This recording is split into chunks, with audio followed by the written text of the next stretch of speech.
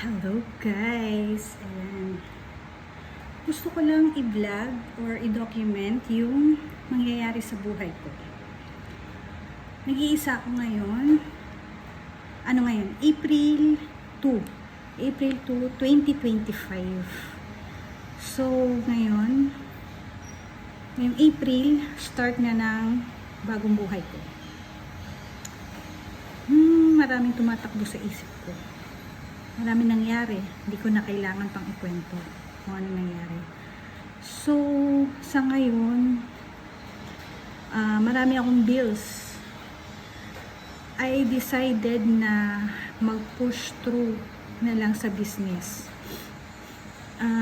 Late, nag-resign ako February 25, 2025 as bank staff. Actually, okay naman yung sahod, carry. Pero, inalis ko siya. Pinili ko to. Pinili ko kung ano yung gusto ko. 41 years old ako ngayon. So, parang late bloomers, diba? Late na. I'm so emotional person. Super emotional. But gusto ko na maging strong.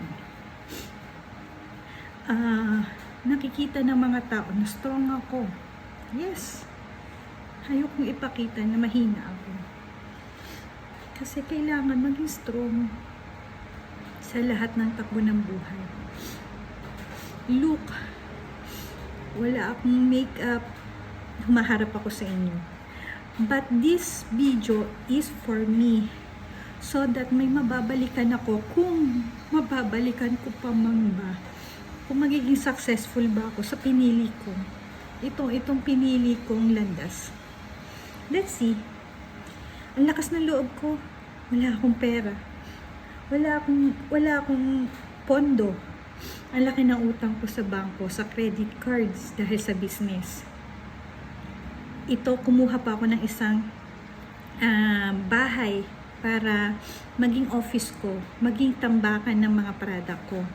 Let's see kung masosurvive ko. Sana masurvive ko sa tulong ng Diyos, syempre. I want to see kung may improvement. How many months, how many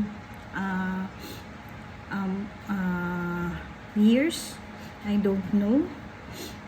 But I hope na masurvive ko siya. Ayoko nang bumalik sa pagiging employee.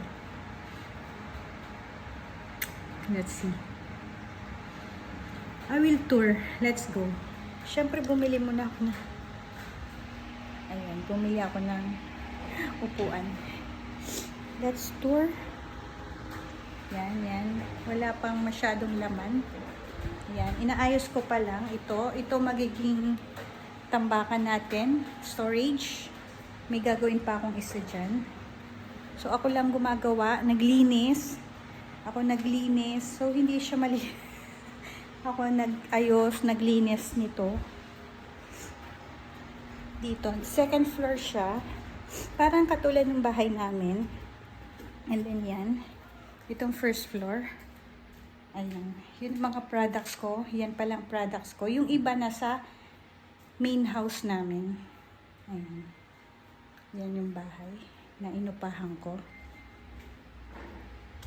Magaling na lang kakilala din namin. So, let's see. So, walang kisame. Masyadong mainit. Kapag ngayon, summer ngayon, mainit. Look naman. Talagang tama yung araw. Ayan, tamang-tama palang araw dito. Ayan, let's see. So, I will update what happened in my life after kung babalik ba ako sa empleyo, kung hindi ko ba matatagalan ng pagkakaroon ng business, kung kakayanin ko ba yung mga bills na ito. Okay?